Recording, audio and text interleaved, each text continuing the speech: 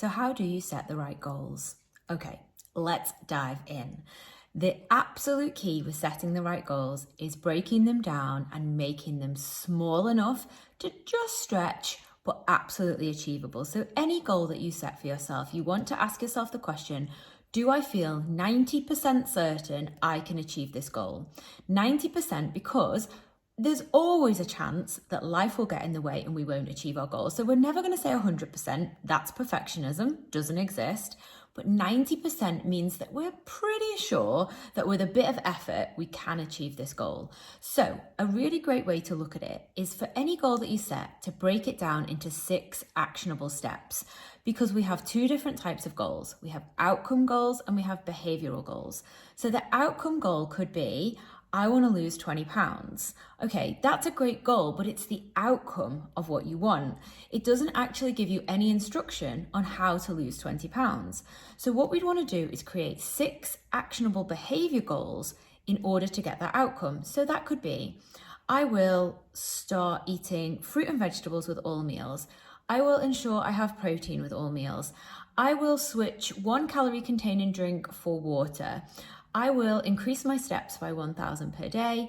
I will make sure I've got a good bedtime routine and I'm getting good quality sleep. And I will find some other way to challenge myself. For example, cooking 1 new recipe per week that helps my weight loss goals. Now you have the instructions for how to lose 20 pounds and you can target yourself on those things. Because if you set an outcome goal without any instructions, like James Clear says, we do not rise to the level of our goals, we fall to the level of our systems. And this is really, really key. We have to know the exact instructions, the step-by-step of what's going to get us there, because it is really just about those small steps. Now, you might set those 6 behavioral goals, but you do not have to do all 6 from today, every day. What we want to think about is what's the one thing you could do differently today that's going to help you take a step towards your goals, because every single choice that you make in life has the opportunity to take you 1 step closer to your goals or keep you where you are today, or in fact, put you backwards a little bit. Now, that's really important to remember. And also remember, we're not looking for perfection here. We are not taking 100% steps forward. Some steps we're saying, this is a stay the same choice and this is a go backwards choice, and that's okay in the circumstance. So let's say, for example, it's your birthday. You're going out for a real fancy meal.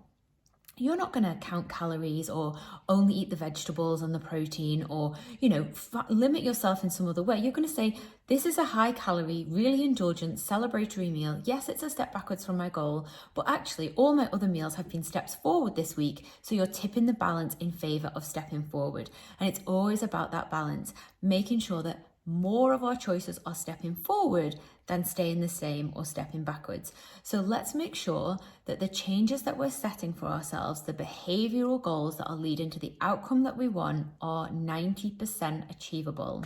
So I want you to think about that in terms of your goals. So whatever goal you've written down in your workbook, I want you to break it down into actionable steps that you can then work on day in, day out to build. So you choose one that feels achievable. Once that's your habit, you choose the next one until you're doing all of them on a regular basis and you are flying towards your goals.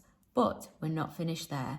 We want to go deeper with this. So come back, see me in the next video, and we're going to talk all about finding your why.